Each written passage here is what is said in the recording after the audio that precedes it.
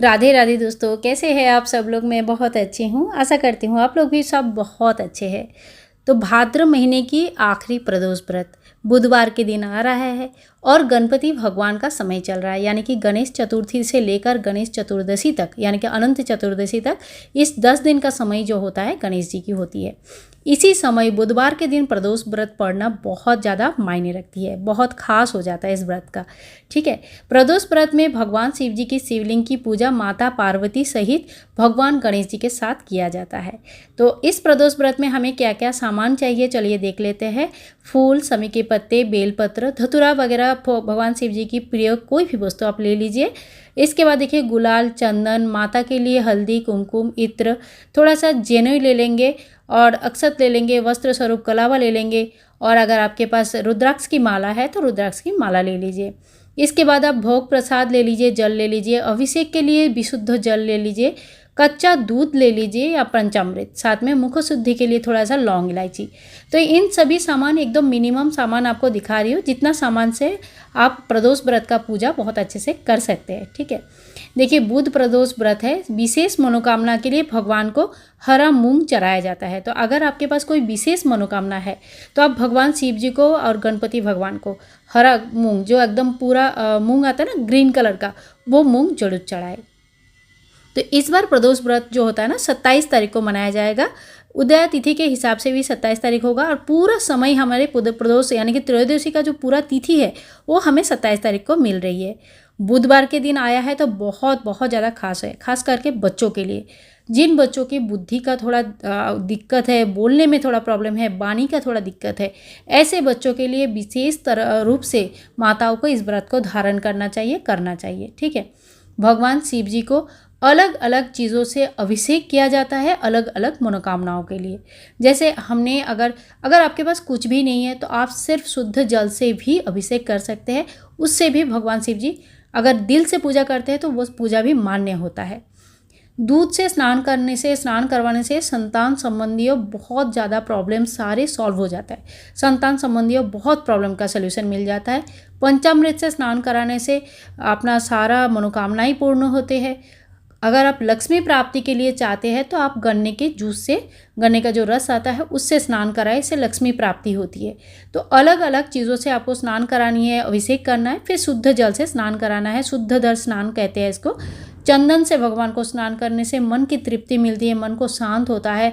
और बहुत ज़्यादा जिनकी मन चंचल होता है उनके लिए चंदन घोल के स्नान कराना बहुत आवश्यक होता है। तो अब हम जान लेते हैं प्रदोष व्रत का तिथि कैसे रहेगी। तो तिथि शुरू हो रही है, त्रयोदशी तिथि शुरू हो रही है 27 सितंबर प्रातः 1:45 AM पर और एंड यानी कि समाप्त हो रहा है 27 सितंबर रात को 10:18 पर। उदय तिथि के हिसाब से 27 तारीख को हमें जो प्रदोष व्रत का व्रत है वो रखनी है। और पूजा का शुभ समय प्रदोष काल में होता है, यानी कि शाम के समय होता है और वो समय होगा शाम को 6:12 से लेकर 8:36 तक। ठीक है। बुधवार के दिन इस प्रदोष व्रत आ रहा है तो आपको इस दिन ज़्यादा से ज़्यादा हरा चीज़ों का यूज़ अगर कर पाएंगे तो बहुत अच्छा है। बुध प्रदोष व्रत के दिन खास करके बच्चों की बुद्धि के लिए, बच्चों का विकास के लिए आप पूजा करें तो मंदिर में जाके भगवान शिव जी की जो परिवार है, शिव परिवार, नंदी बाबा सहित जो शिव परिवार है, सभी को हरा मूंग जरूर चढ़ाए। इससे आपका बहुत ज़्यादा बुद्ध संबंधित जो भी परेशानियां हैं वो दूर होती है।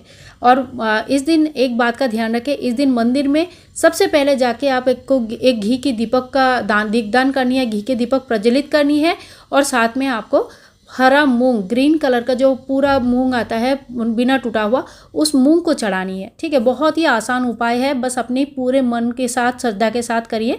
तो देखिए बच्चों संबंधित अगर वाणी संबंधित प्रॉब्लम है, अगर बच्चे को बुद्धि तेज बुद्धि नहीं है, कुछ बुध ग्रह संबंधित कोई दिक्कत आ रही है तो वो चीज़ें आपका धीरे धीरे कम होती जाएगी, अच्छे के तरफ जाएगा। ठीक है।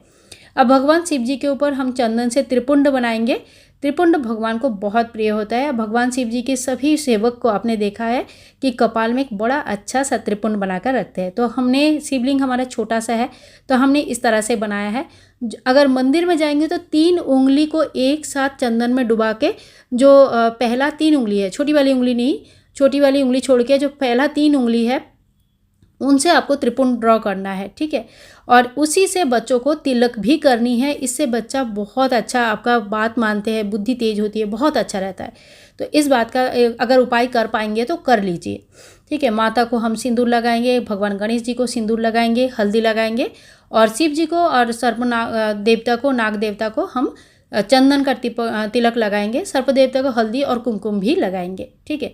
भगवान शिव जी को हम चंदन चढ़ाएंगे। चंदन चढ़ाने से मन शांत होता है। चंद्रमा घटित किसी को भी कोई भी दिक्कत है तो सोमवार सोमवार भगवान शिव जी की आराधना शुरू कर दे, इससे आपको बहुत फ़ायदा होगा।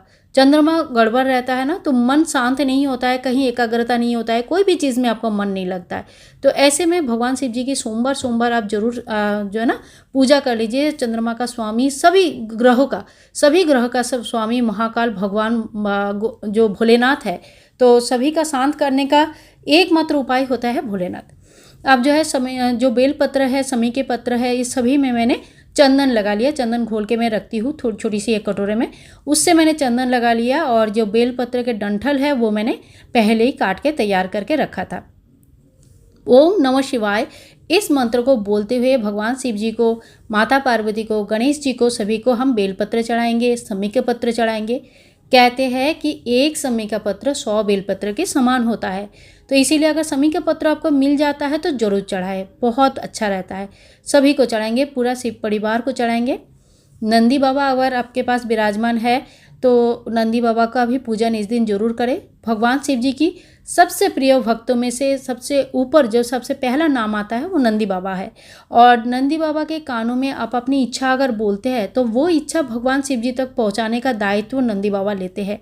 तो नंदी बाबा का पूजा करना बहुत शुभ माना जाता है। हमेशा ही भगवान शिव जी के आगे नंदी बाबा ही बैठे रहते हैं, दूसरा किसी का स्थान ही नहीं है, बस नंदी बाबा का स्थान होता है, ठीक है।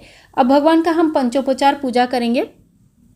धूप दिखाएंगे, दीप दिखाएंगे, नैवेद्य चढ़ाएंगे, पुष्प दिखाएंगे, गंध समर्पित करेंगे। तो इस तरह से पंचामृत स्नान कराए, वस्त्र अर्पण करे, जनेऊ अर्पण करे। भगवान गणेश जी को पीला जनेऊ चढ़ता है, भगवान शिव जी को सफ़ेद जनेऊ चढ़ते हैं। वस्त्र, अगर आपके पास वस्त्र लाए हैं तो वस्त्र पहनाए, सुंदर से उनका श्रृंगार करें। और अगर नहीं है तो आप जो है ना कलावा का एक टुकड़ा कलावा लेके भी कलावा चढ़ा सकते हैं। इससे भी भगवान का वस्त्र के समान ही वस्त्र समर्पित किया जाता है, ठीक है। प्रदोष व्रत में एक घी का दीपक आप प्रज्वलित करें और कोशिश करें पूरी रात भर ये जलते रहे। प्रदोष व्रत का पूजा जो रात में पूरे रात भर करते हैं उनका सभी मनोकामनाएं पूर्ण हो जाती है। लेकिन देखिए आजकल का भाग दौड़ का ज़िंदगी है तो हम पूरा रात तो नहीं कर पाते हैं, थोड़ा सा 1-8 घंटा ही पूजा करते हैं। लेकिन एक दीपदान आप हर प्रदोष व्रत में जरूर करें जो पूरी रात भर जलती रहे। ये बहुत अच्छा माना जाता है, सच माने ये बहुत अच्छा रहता है। इसके बाद हम भगवान को इत्र अर्पण करेंगे। तो कैसे करेंगे, तो आप चाहे तो इत्र से मालिश कर सकते हैं। मैंने अपना कई सारे वीडियो में आप लोगों को दिखाया है कि आपने अपने विग्रह में इत्र से मालिश कैसे करेंगे। इत्र से बहुत अच्छी तरह से मालिश किया जा सकता है, और नहीं तो फूलों में लगा कर इस तरह से भगवान को इत्र समर्पण करें। फिर एक फूल में हम थोड़ा सा चंदन, थोड़ा सा जो ये होता है ना गुलाल, वो लगा के भगवान शिव जी को, माता पार्वती को अर्पण करेंगे। और जो अक्षत होता है, अक्षत मतलब बिना टूटा हुआ चावल, बिना टूटा हुआ चावल भी भगवान को हम अर्पण करेंगे, ठीक है। तो इसी तरह से भगवान शिव जी की प्रिय जो भी सामान आपके पास है, जैसे धतूरा का फूल हो गया, आंकड़े का फूल हो गया, धतूरा का फल हो गया, और समी के पत्ते, बेल पत्र, जो भी भगवान शिव जी की प्रिय सामान है वो सारी चीज़ें जो आपको मिल जाता है भगवान शिव जी को आप जरूर चढ़ाए। नहीं भी कुछ भी नहीं मिल पाता है तो आप 1 लोटा जल से भी भगवान का पूजन कर सकते हैं। देखो भगवान शिव जी की पूजा ना बहुत बड़ा तरीके से भी किया जा सकता है, रुद्राभिषेक भी किया जा सकता है और सिर्फ जलाभिषेक भी किया जा सकता है। अपने अपने स्थिति के हिसाब से आप पूजन कर ले, ठीक है। इसके बाद देखिए हमने आरती कर ली, दीपक जलाया, दीपक से आरती किया और फिर भगवान शिव जी को भोग समर्पित करेंगे। तो आपने जो भी भोग बनाया मुख शुद्धि के लिए इस दिन हरा इलायची जरूर चढ़ाना चाहिए। मैंने पहले ही कहा बुध प्रदोष व्रत है, ग्रीन चीज़ों का ज़्यादा यूज़ करें। हरा मूंग चढ़ाए, हरा इलायची चढ़ाए, ठीक है। और चाहे तो एक पान के पत्ते, ग्रीन कलर का जो पान के पत्ते होता है, पान के पत्ते में लौंग इलायची रख के भगवान शिव जी, माता पार्वती का अर्पण करें। बहुत अच्छा माना जाता है, बहुत शुभ होता है।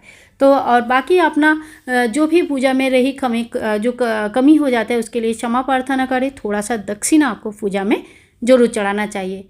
पूजा में जो भी कमी रह जाता है इसके लिए हमें दक्षिणा चढ़ाना चाहिए, जो भी कमी है वो पूरा हो जाए। हाथ में एक फूल ले लीजिए, व्रत कथा सुन लीजिए। व्रत कथा का बुक है तो वहाँ से पढ़ भी सकते हैं, कहीं से अगर मोबाइल में लगाकर सुन भी सकते हैं या अपने मोबाइल में लगाकर पढ़ भी सकते हैं। ठीक है, तो इस तरह से पूरा व्रत कथा एक बार प्रदोष व्रत का कथा पढ़ लीजिए। फिर भगवान शिव जी से, माता पार्वती, साथ में भगवान गणेश जी से हम क्षमा प्रार्थी हो जाएंगे कि हमने देखो हमसे जो भी बन पड़े हमने अपने दिल से पूजन की, लेकिन इसमें भी बहुत सारी चीज़ों का कमी हो गई है। पवित्रता से लेकर हर चीज़ों में इंसान उतने उस लेवल पे कभी पहुंच नहीं पाता है जितना भगवान के लिए शुद्धता और ये जो मानसिकता का मतलब आवश्यकता होता है, नहीं होता है, कोई भी इंसान से नहीं होता है। तो इसके लिए हमें जो क्षमा जरूर मांग लेनी चाहिए। तो इसी तरह से हमें प्रदोष व्रत का पूजन करनी है। प्रदोष व्रत 27 तारीख को यानी कि 27 सितंबर 2023 के दिन मनाया जाएगा। शाम को 6:12 से लेकर 8:36 तक टाइम है। प्रदोष व्रत का पूजन आप शाम को प्रदोष काल में ही करें, सबसे अच्छा माना जाता है। अब देखो बहुत लोग अगर प्रदोष काल में अवेलेबल नहीं होता है, पूजन नहीं कर पाते हैं, तो वो लोग जब भी समय मिले उस हिसाब से पूजन कर सकते हैं। तो दोस्तों आज का वीडियो यहीं पे एंड करती हूँ, मिलते हैं नेक्स्ट वीडियो में। ये सभी लोगों को हरे कृष्णा, राधे राधे। बहुत अच्छे से रहिए, भगवान शिव जी की कृपा आप सभी के ऊपर हमेशा रहे। टाटा दोस्तों, take care and bye bye.